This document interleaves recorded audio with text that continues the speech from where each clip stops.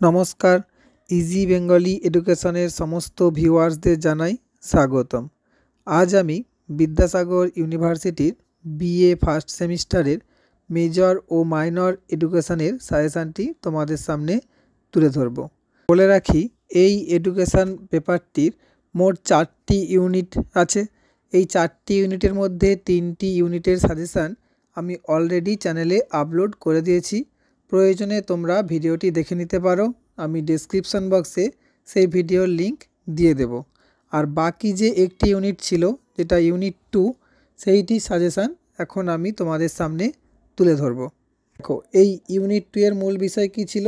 Factors of education.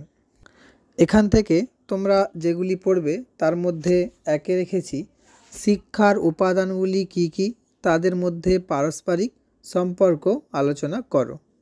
এটা কিন্তু খুব গুরুত্বপূর্ণ। 2 রেখেছি একজন আদর্শ শিক্ষকের বৈশিষ্ট্য ও গুণাবলী লেখো। 3 রেখেছি সহপাঠ্যক্রমিক কার্যাবলীর গুরুত্ব ও উদ্দেশ্য লেখো। সঙ্গে ও সাথে রেখেছি 4টি সীমাবদ্ধতা লেখো।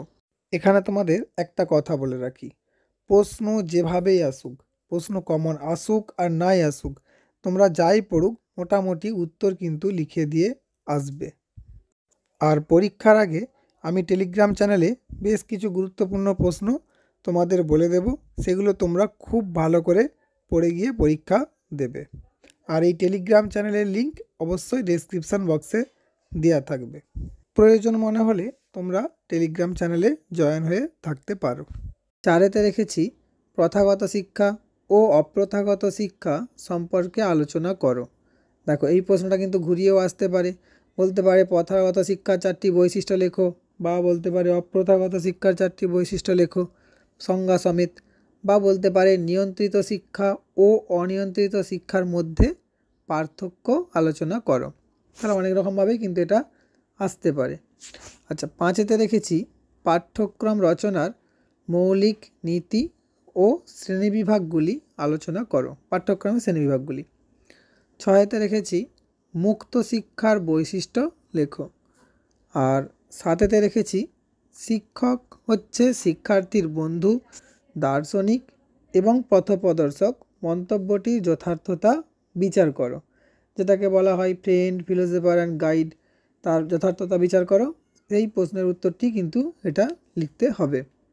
আশা করছি এই ইউনিটের প্রশ্নগুলি এবং বাকি যে সাজেশানটি আমি আপলোড করেছি সেই ইউনিটের প্রশ্নগুলি তোমরা যদি দেখে যাও, অবশ্যই তোমরা বেশিরভাগ প্রশ্নই কিন্তু কমন পেয়ে যাবে। ভিডিওটি ভালো লাগলে অবশ্যই ভিডিওটি লাইক করে বন্ধুদের মধ্যে শেয়ার করে দিও, এবং এই ধরনের আরও অনেক ভিডিও পাওয়ার জন্য অবশ্যই চ্যানেলটি সাবস্ক্রাইব করে বেল আইকনটি তোমরা ক্লিক করে রাখতে পারো, যাতে খুব তাড়াতাড়ি নোটিফিকেশান পাও। ধন্যবাদ।